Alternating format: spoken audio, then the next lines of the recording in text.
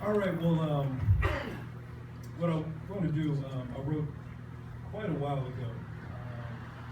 It was during the time when I was asking myself a lot of those essential life questions.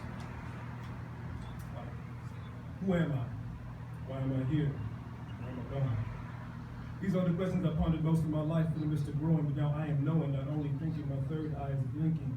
At times I focus and have lotus as I contemplate my life's meaning. I've learned to deeply probe myself so I can fully know the self and soak the rays of life, but ever reaching to know myself.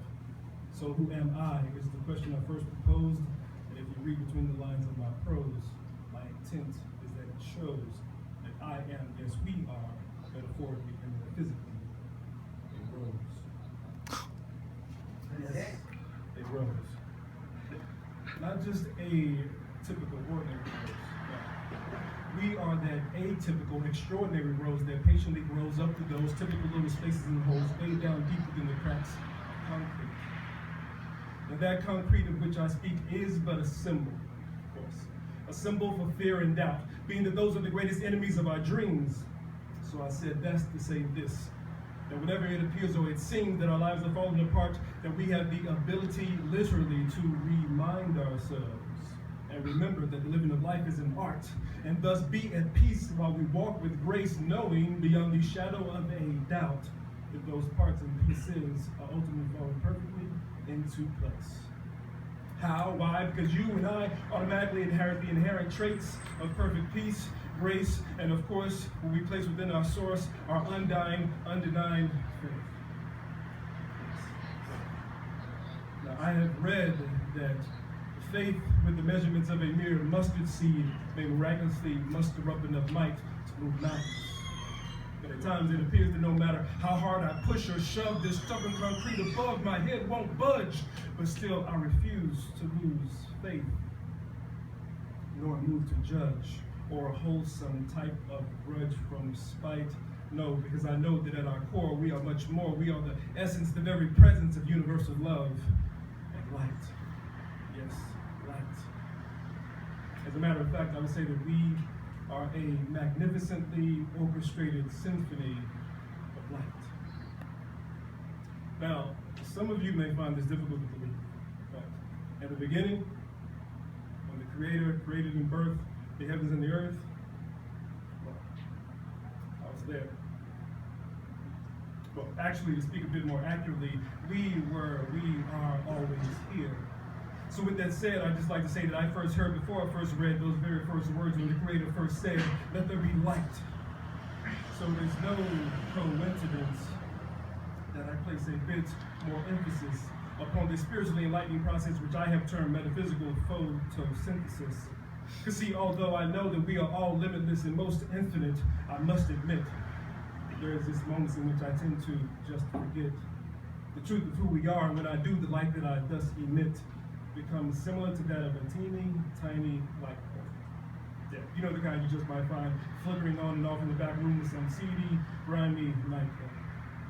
Let's see, once my light's plugged back into Spirit's love, and my switch is flipped from the position of hopeless to refocus back by the power of about 1,000 supernovas, I begin to radiate with the pinpoint accuracy of a laser beam, no longer feeling the need to even chase my dreams, because through the magnetic magic within the universal mind and my own mind's imagination, I see that we can simply sit back, see to become a vibrational match to that which we wish to attract before we act, and then embrace our dreams. And in fact, it seems lately that at times my dreams chase me, which has enabled me to see that we are all capable of being and doing the most amazing things, more than the face of this place we call Earth has ever seen. Because like I was saying, we were happening before the physical birth of this Earth, before the duality and polarity of the yin and yang. In fact, I would suggest that we are more similar to the singularity which is thought to have been happening before the Big Bang. Therefore, we more than just so happen to have been happening before there was even a such thing as being before. Before I even begin to close, I would just like to propose that you and I exist as ancient souls, as old as love, currently manifesting our destiny within 3 dimensions with the intentions to be as bold as love, which reminds me of the Jimi Hendrix experience, except this time instead of being caught up within the throes of drugs, this time within this rhyme, because this rhyme, well, it's mine. I foresee that we shall overdose on love. And that is my truth. And I am, yes, we are everyday expressions of universal truth. And I've heard some say that the truth hurts. Yet within the same breath, I've heard many say that the truth shall set us free. Now, I know for myself that there's never been a day in existence in which we have not already been free, yet if we were to forget that truth, then I believe that it is the seeking, reaching, then speaking of our truth which shall reset us free. And see, as for me, I had never experienced more hurt than within those moments in which I have chosen not to have spoken my truth. And that's my word. And since my cause and my word is all that I got, I figured that I should finish this expression of who it is that I am by expressing who it is that I am not. See, I am not the fool that I was once so confused to be. I am no longer as emotionally removed as I once proved to be. And like my favorite MC, Slim Shade, I am not afraid. I simply refuse to be. In fact, I am, yes, we are, whoever or whatever it is within each present moment that we so choose to be. But right now, with my peace, my grace, my light, my faith, my words, my truth, I bloom, I choose love. So yes, as you may have guessed, I am, yes, we are, yes, eternally evolving, yes, forever expanding, yes, as an ever expansive, yes, rose bud, blooming wherever we are planted, but before we ever descended or landed upon this planet, I believe that we had already chose love. I am, therefore I love. I love, therefore I am. And right here, right now, if you were to ask me, who am I? Why am I here?